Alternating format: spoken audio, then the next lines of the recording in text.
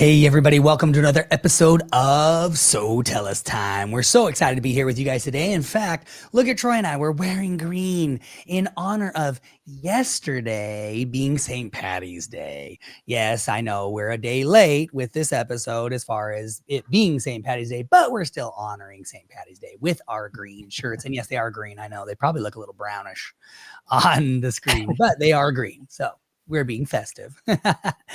Today, we've got a great episode for you guys. We're going to be talking about using AI for content creation. Businesses need to be utilizing AI. There are so many amazing things that you can use AI to help create content for various parts of your business, such as like enhancing your marketing efforts, improving the quality of content on your website, and then just in general, saving you time because it works really, really well. And so it's really nice and it helps you be more creative than you currently are. And I don't say that in a mean way. It helps me be more creative than I currently am. And so, or naturally am, I should say. So today, that's what we're talking about, guys. And this is going to be a really good one because if you're not utilizing AI, I guarantee it's time to update content on your website, right? It's time to refresh those emails that you send out to people. If you're doing text messages, it's time to refresh those text messages, all of that. And AI can really help you out by doing it for you or helping you along the way. So, all right, Troy, jump in. Let's do this. All right. So let's just talk about understanding AI in content creation first. So basically, what does that mean? Literally, like AI content creation means that AI can now generate, text for you, images for you. It's even getting to the point where it can create little videos, short little videos as well. And it just seems to be growing like every single month. It gets better and better and better. And there's new things that you can do with it. So you want to jump in now and start learning it and utilizing it. And then you're going to be able to take advantage of how it gets better all along the way. Some common AI tools, we'll talk about that first. One of the most common is ChatGPT, which is a great AI that you can utilize. I like that one for when it comes to text, creating content, based around text. There's also Canva AI, which is good for, imaging and things like that. There's Jasper's another big one out there. So there's a lot of different types of AI. And based on what you want to do, you want to kind of look and see maybe what is the best AI for what I'm trying to accomplish, right? Mm-hmm. Because they have their strengths and their weaknesses in different areas. Now, one myth I do want to bust, though, is that AI won't replace creativity completely, right?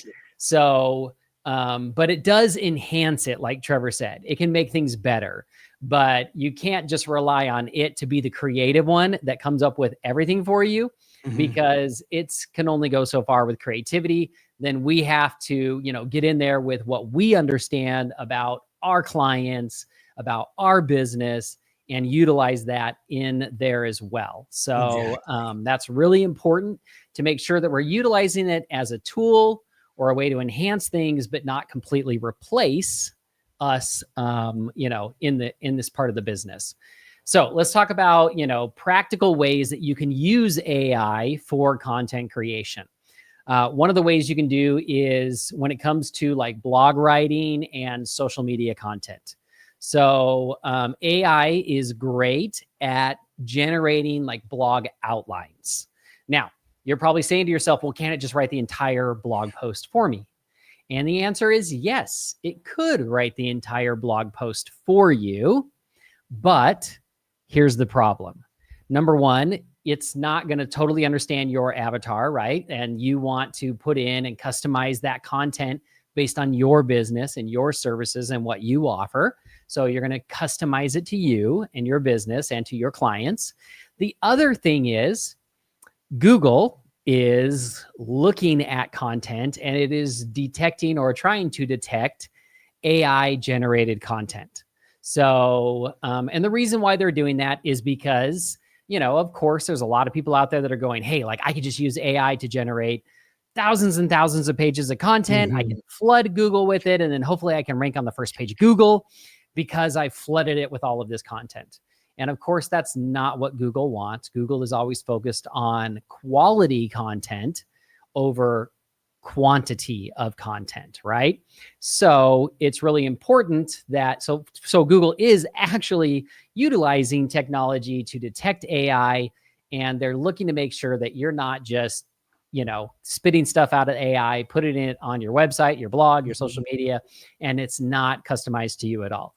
And if you think like, well, how good is Google going to be at that? Well, if you have children in high school right now, you have probably heard about these kids that, will try to use ChatGPT to write one of their papers for school. They turn it in, and guess what? The school has an AI that then reads those papers and can tell if it was generated by another AI. So if schools are able to do that, if there's software already out there for the schools, just think what Google can do, right? Yep. So again, have it help you create outlines, ideas, and then let it build the bone, the structure, and then you put the meat on it to make sure that it's really good content. Okay. Along with that, so, you could use AI to create a month's worth of Instagram posts in an hour, right? Because again, Instagram, that's much smaller content. You don't have to worry as much about those little 5 sentences versus a whole article that you might be putting on your website. So AI would be a great way to come up with a bunch of post ideas that you could do on your social media. I'll give you another example. These are offline examples, because again, when I'm talking about, Google, we're talking about those online situations, but you can utilize this AI for creating offline content that you utilize in your business. And a perfect example of this is I was talking to a childcare center, and they were asking me like, how could I use AI in my business? And I said, you know what? I'm going to show you a really cool way you can do it. And we pulled up ChatGPT, and I said, okay, you can sign up for a free account. And I said, what is your lesson on this week that you're going to be teaching in your childcare center? I'm like, oh, we're going to be doing a lesson on springtime and, teaching them about springtime and all the things that happen during spring and da, da, da, da. I said, okay, great. That's awesome. I said, we started typing into ChatGPT. I said, okay, I am a teacher at a childcare center. I need a 20-minute lesson on springtime. And, the children are between the ages of, this age and this age, 3 and 5 years old. And I would like this lesson to include some music, some activities and something that they can, color and all this stuff. Right. And so we just created this. And all of a sudden, boop, ChatGPT kicked out this great outline of a lesson to teach the kids. And I said, okay, well, do you guys do singing time in your lessons or anything like that? She's like, yeah, like we have a little song. It's fun that we can have a little song. We can sing it or whatever. I said, okay, great. And so I said, ChatGPT, I want you to create a song about springtime, and I want you to use the melody "Row, Row Your Boat." And then boom, it wrote a little song for this lesson. And then I said, okay, do you want to take it one step farther? And they're like, yeah. I said, what are the names of the children? And she gave me the names of the children. And I said, okay, now I want you to take this same song, but now I want you to rewrite the song and put the names of the children in the song.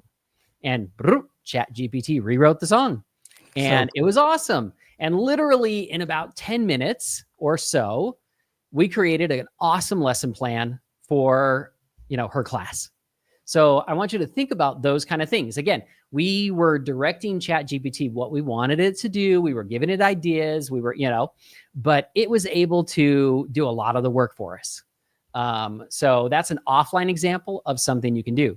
Another one is maybe you got to create, a section in a employee handbook that you don't want to write because it's super boring. Well, you could use AI to kind of build out the outline and flesh out a lot of that for you so that you're not having to come up with all of that information in that employee handbook. Or maybe it's an SOP, a standard operating procedure that you need to write, right? You could tell ChatGPT, this is the procedure that we're going to be doing. This is what needs to be done, and help me create an outline for that SOP. And it could create that for you. So those are just some examples of content writing that it can do for you. Now, the next thing is video and graphic design. I'm going to have Trevor kind of talk about this because he's played around with the video and graphic side more than I have. Yeah, and it's pretty cool. I mean, you really have to look around though. I mean, it's still evolving, right?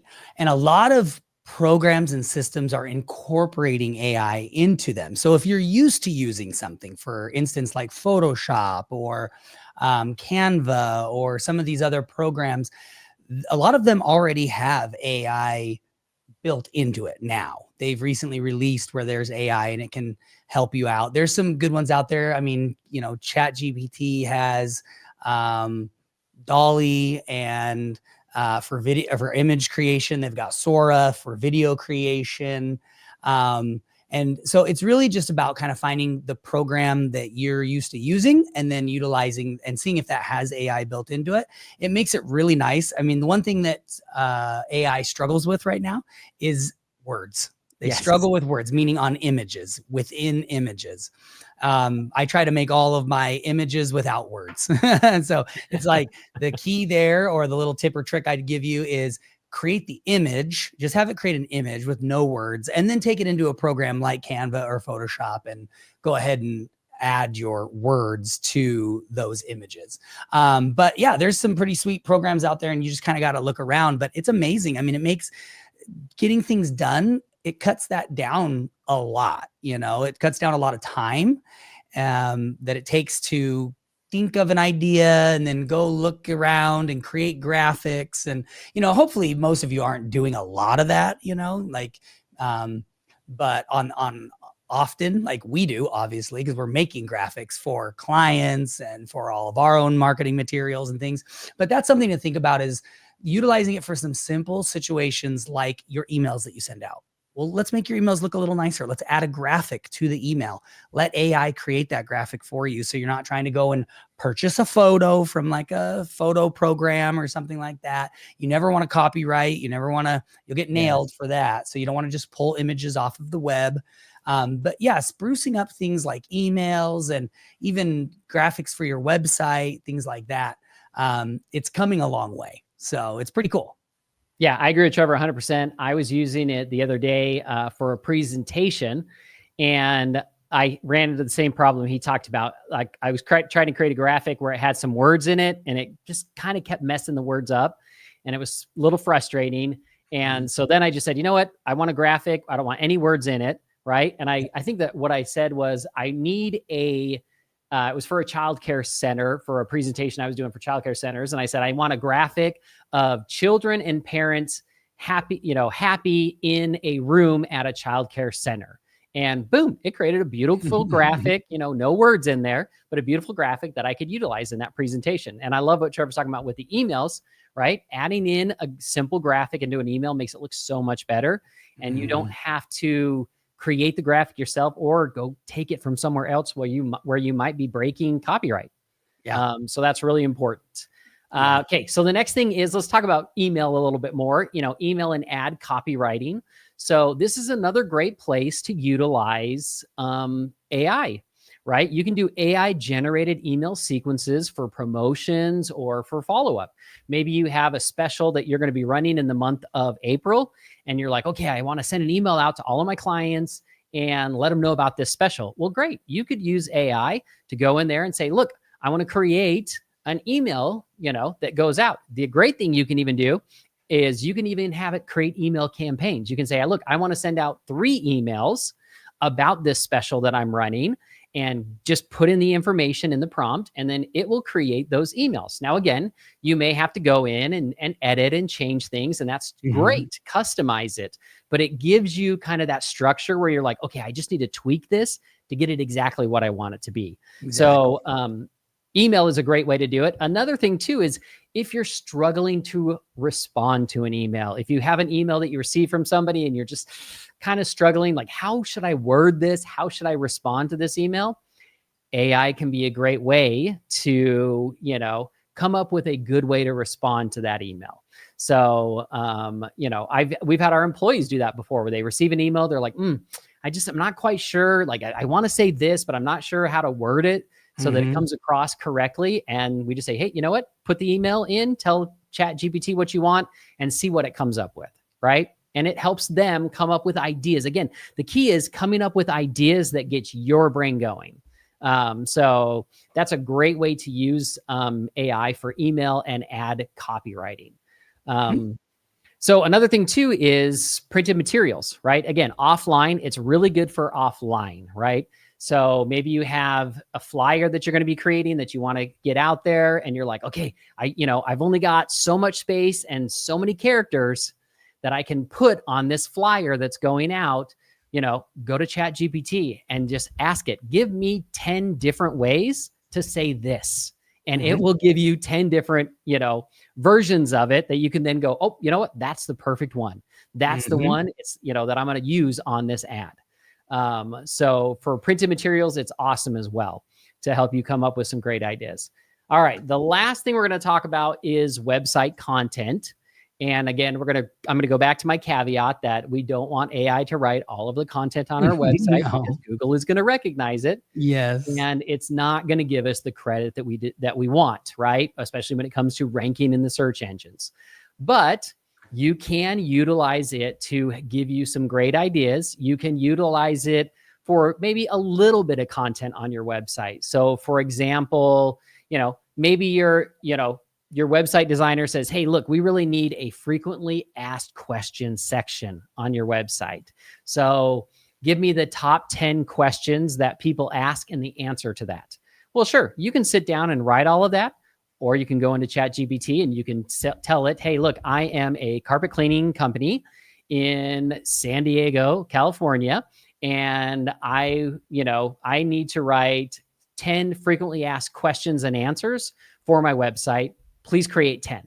And then it will create it, right? And then you just go in and tweak it from there, right? Kind of rewrite it, make it better. So that's a great way to use it for little pieces of content around your website. And again, it might be that you just have some content on your website that you're like, okay, it's just not worded the way I want it. So you can take that content, go in there and say, hey, rewrite this, give me 5 different versions of it. And, and it will come up with some better, some other options for you to choose from. So that's a great way to utilize it with your website as well. Okay, let's talk about best practices and kind of the limitations that you want to, that you're going to be dealing with. So best practices, again, use an AI as an assistant, not as a replacement, right? It is not going to replace you. It's not going to replace your marketing team. It's not going to, it's going to be an assistant to help you get things done faster and maybe help you get past some of those creative roadblocks. Yeah. But it's not going to replace it. The next thing is, you always want to review and personalize any AI generated content. That's so important because you want your message to feel like it's coming from you.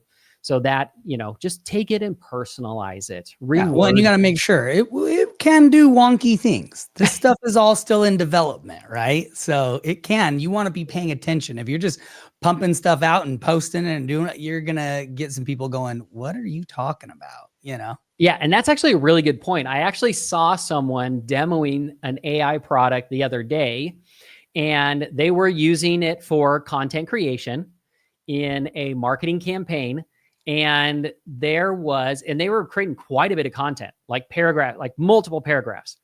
And they found in the middle of some of the paragraphs, just gibberish, just straight up gibberish. And had they not gone through and read everything, that would have been posted on their website, through their social media sites, everywhere. So, it is a machine. Weird things can happen. So make sure you're reviewing it all. Totally. And then another thing too is test different AI tools to find out what works best for you. Yeah. Right. Because, like Trevor said, there's so many different versions of it, and some are better at certain things like text and some are better at images. So make sure that you're testing and find the ones that work best for your business. All right. Now, limitations and ethical consideration. So big thing here, avoid over-reliance, right? Human creativity still wins. AI can do a great job, but it's never going to replace you. It's never going to completely have your voice, right? So, utilize your creativity. Because again, here's the other thing you want to think about. If you're a carpet cleaner in your area and you're using ChatGPT to create all of your content, and another carpet in your area is using ChatGPT to create their content, there is a very good chance that it's going to be very similar, right? You're utilizing the same product, the same AI, the same knowledge base, if you will. So, you don't want to become just like everybody else. So use it, then make it more creative, make it better, right? The other thing too is ensuring content authenticity and avoiding misinformation, right? Making sure that this content is authentic to your brand, to your business, and also make sure there's not any misinformation in there, because it can happen, right? We talked about the gibberish, but I've also seen situations where what it said was totally wrong. Yeah. And you want to make sure that you're not pushing that information out there, right? Because that's just going to hurt you and your brand.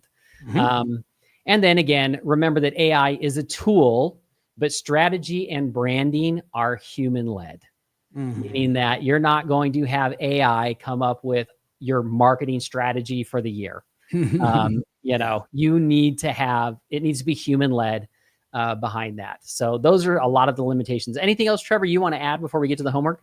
I just think that be creative with it. There's definitely some things. I mean, I've utilized AI to help create job offers for employees, right? To help write up ads for job offers, right? Things like that. Even proposals and employment proposals and things like that. So, I mean, there's just a lot that you can do with it. Now, again, this is not your guys' business. This is our business. We are heavily in this, and I can tell you, we've been doing this for a while now. Like back even when we were saying, hey, AI is not ready. The reason we were saying that last year was because we were in it. We were using it. We were helping develop it, right? And improve it.